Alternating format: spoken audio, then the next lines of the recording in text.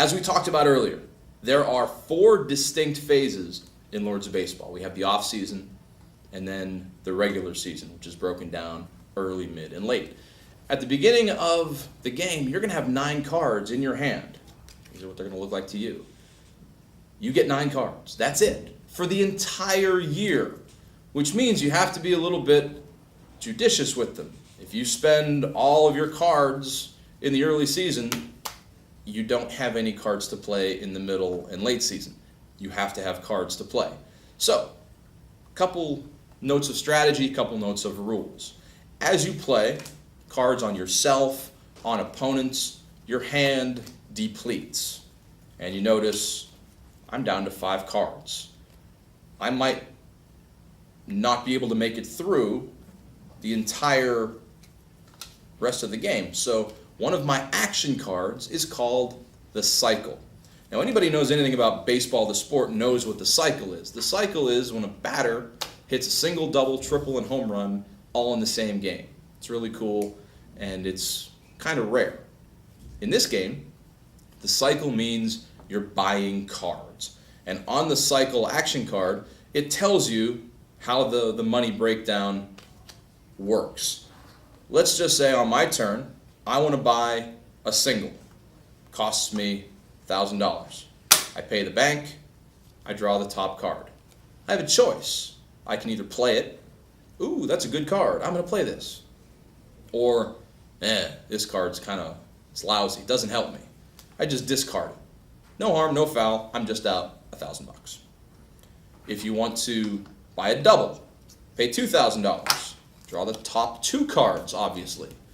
You look at them. Now you have to play one and you have to discard one. Okay? Triple. You guessed it, $3,000. I'm going to draw the top 3 cards.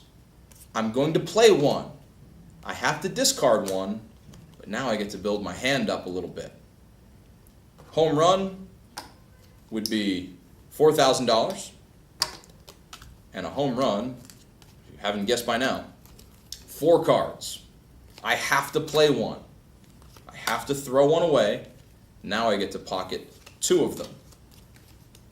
The problem with doing the cycle too much, though, is you can accumulate a larger hand of cards. Now, there's nothing wrong with having cards in your hand. You want to be able to attack people. You want to be able to help yourself. But there are some action limitations, starting with yourself. If you have more games won and lost than there are supposed to be played in the phase. So for example, in the early season when we play 23 games, if I'm 12-10, I've played 22 games, I'm safe. I can do stuff on my own team. But if I'm 14-10, that's 24 games. I can no longer play cards that affect my own record. So that might limit what's going on in my hand. I might be able to attack other players. We talked about hitting other people with ops.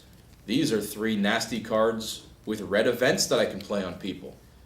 However, if other people's player mats show that they've already been hit with events and already been hit with ops, I might not be able to play them against them. So what happens at the end of the late season if you have cards in your hand? Well, you have a choice. 1, you can discard them. Every card you discard costs you an additional $1,000. Or, if during the cycle you drew a card that has a really good off-season event, and you think to yourself, man, I wish I could hold on to that till next season. You can't. That action costs you $2,000 per card.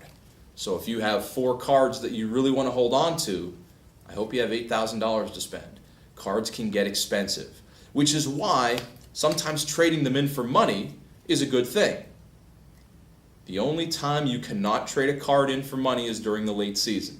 And that's just to maintain a sense of, I don't want you to have 5 cards in your hand and just be able to discard all of them and get money. It is a hand management game, so you want to be able to manage that resource in an effective and an efficient way. I also didn't want to penalize people in case they drew a card that was really fun for the off season, but we're in the regular season. I can't use it.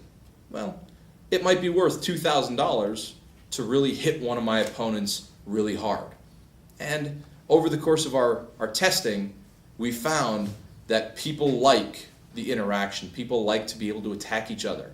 And to not give you a chance to attack somebody, that kind of took what we were going for. So those are some of the things you can do with your hand, buying cards, and the importance of managing your hand over the course of the entire year.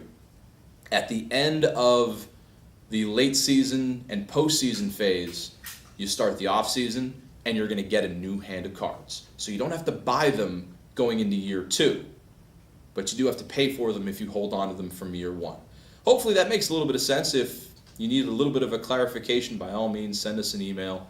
We can answer things more specifically one-on-one if you need to. But coming up, more actions you can take, more action cards, more fun. Stay tuned.